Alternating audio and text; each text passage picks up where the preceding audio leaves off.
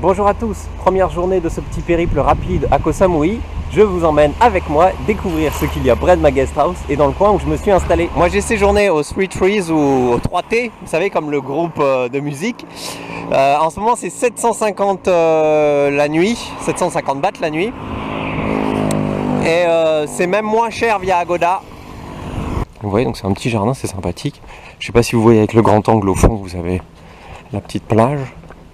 Je vais vous montrer tout ça rapidement.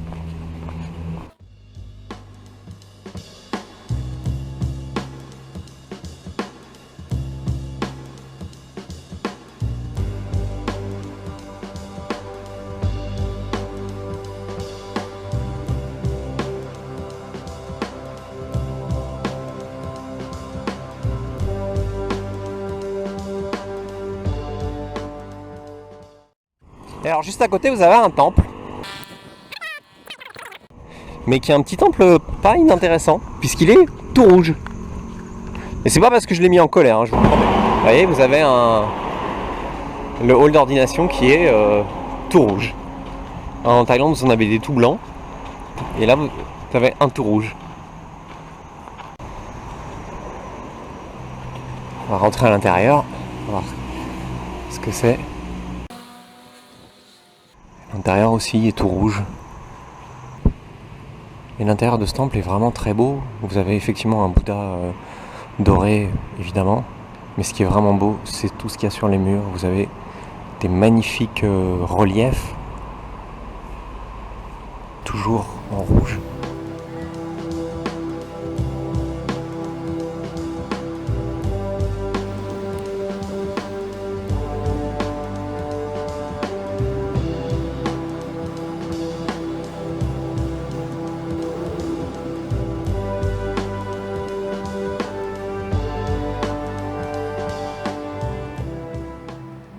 Vous avez un petit peu plus loin aussi ce petit shédi doré. Et puis un petit point de vue, puisque vous avez la mer là derrière, que vous voyez, un petit point de vue sur la mer. C'est un petit coin sympa et pas très touristique, hein, le coin ici entre Bang Krao et La Mai.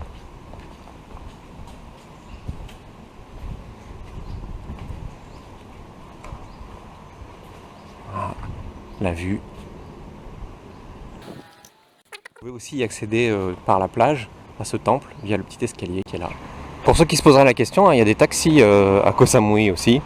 Alors c'est marqué taximéteur, mais je crois que le metteur il l'utilise pas trop non plus. Et maintenant je vous emmène visiter les rochers les plus célèbres de Koh Samui, Hinta Hinyai. En gros, le rocher de grand-maman, le rocher de grand-papa. Et alors c'est très touristique, hein, pour juste 2 rochers. Pour ceux qui ne connaissent pas, je vous laisse découvrir la particularité de ces rochers dans pas longtemps. Il est 10h du matin, il y a déjà beaucoup de monde. Donc là en face de moi, vous avez, je pense que vous reconnaissez à peu près la forme qu'a pris le rocher. Alors outre la forme des rochers, qui est donc une forme phallique, vous avez aussi une très jolie vue d'ici. C'est un coin qui est assez joli, hein, mais bon, il y a beaucoup de monde, mais c'est joli. C'est pour ça qu'il y a du monde. Si c'était pas joli, personne ne viendrait. Enfin si, les gens viendraient pour la verge de pierre. Donc ça, c'est le deuxième symbole phallique. Donc c'est une visite qui n'est pas pour les moins de 18 ans. Hein.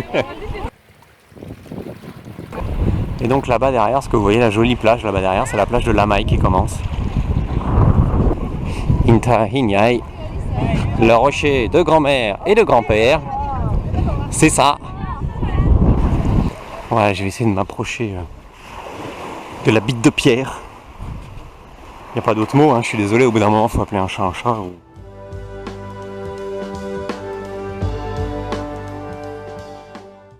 Alors si vous êtes à La Mai, c'est relativement facile de venir ici à pied.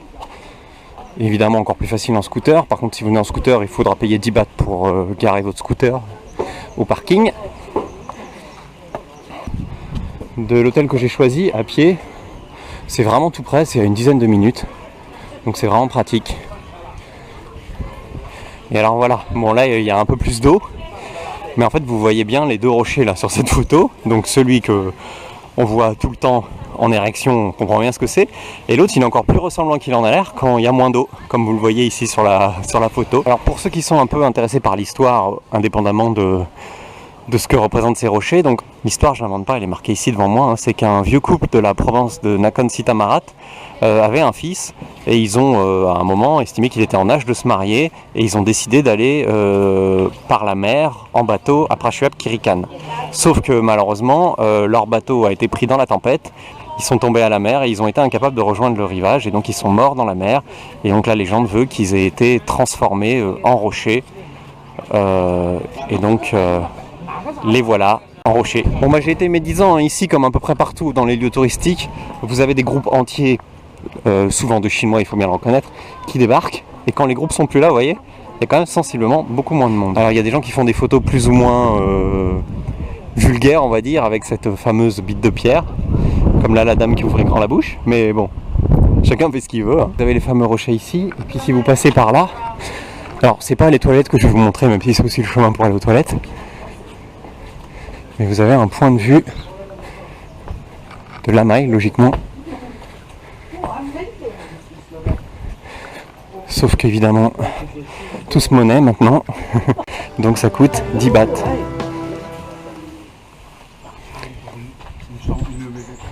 Donc voilà, on va aller voir le viewpoint. Alors c'est en fait sur le gros rocher qui est un peu surélevé. Donc logiquement, on doit avoir une plus jolie vue qui surplombe un peu plus tout ça. On va aller voir ça.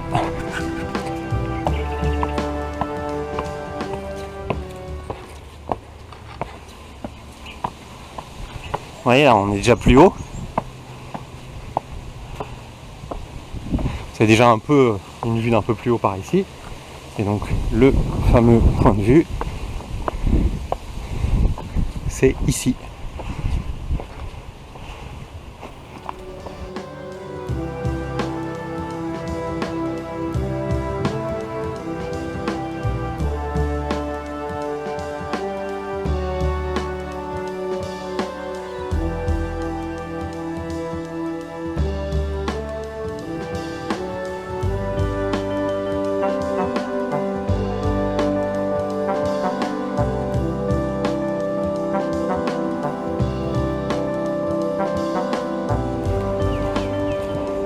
Étape suivante, la plage de Lamai. On arrive ici à la plage.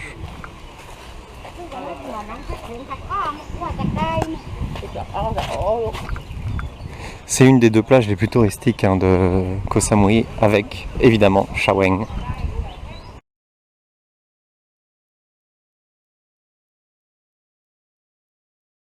Et pour cet après-midi, j'ai décidé d'aller sur la petite île de Koh Tan. Enfin, on voit marqué partout Koh Tan, mais en fait, ça se dit Koh Ten, ce qui change quand même pas mal de choses. Et donc pour ça, il faut aller au Koh Tan Pier ou au Koh Ten Pier, qui se trouve à Tongkrut. Voilà, j'ai trouvé quelqu'un pour m'emmener. Alors il m'emmène pour 1300 bahts, donc l'aller-retour. On passe 2 heures sur place et on revient. On fait du snorkeling. Vous voyez, il a emmené de quoi faire du snorkeling, des bouteilles d'eau fraîche. C'est un prix par bateau.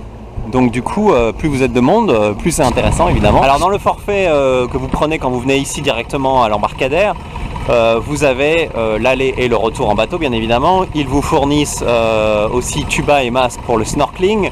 Ils vous fournissent aussi des bouteilles d'eau. Et puis ils vous ramènent.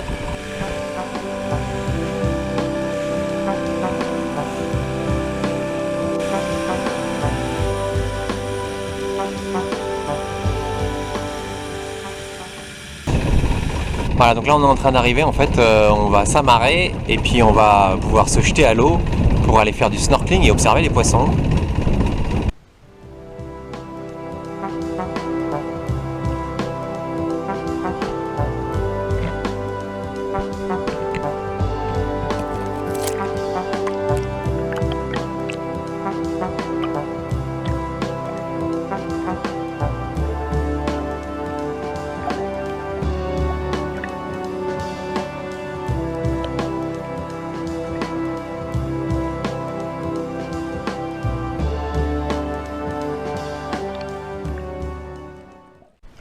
Bon bah je sais pas si vous m'entendez, mais franchement c'est sympa, hein. Franchement c'est à faire. Moi je vous le conseille. C'est vraiment... Après, il vous emmène sur la petite île en face, dont j'ai oublié le nom. J'ai oublié le nom, mais je vous le mettrai en incrustation. Donc on va aller là, il y a une très jolie plage, a priori le plus beau lagon de Koh Samui.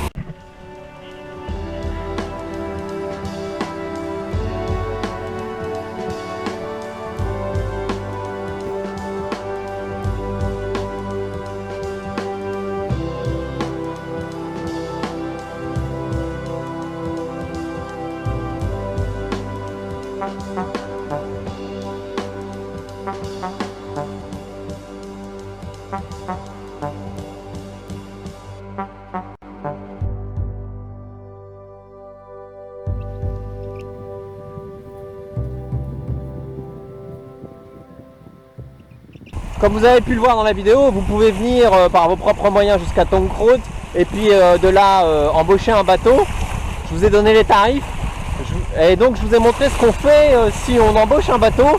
Je vous cache pas que si vous venez avec une agence, j'ai vu les programmes, ça a l'air vachement plus sympa parce qu'évidemment ce que j'ai fait moi, vous pouvez le faire avec une agence, mais elle va vous rajouter plein d'autres choses sympas comme pêcher, manger dans un petit restaurant local, aller voir la grotte des chauves-souris puisqu'apparemment il y a des chauves-souris énormes ici. Bref, vous aurez beaucoup plus de choses intéressantes. Alors évidemment c'est plus cher, mais c'est plus intéressant aussi. Donc à vous de voir, si vous voulez juste faire une petite sortie rapide, faire du snorkeling et puis être sur une jolie plage qui commence quand même à devenir très commerciale. Et là on est en basse saison, donc en haute saison j'ose imaginer ce que c'est, mais bon.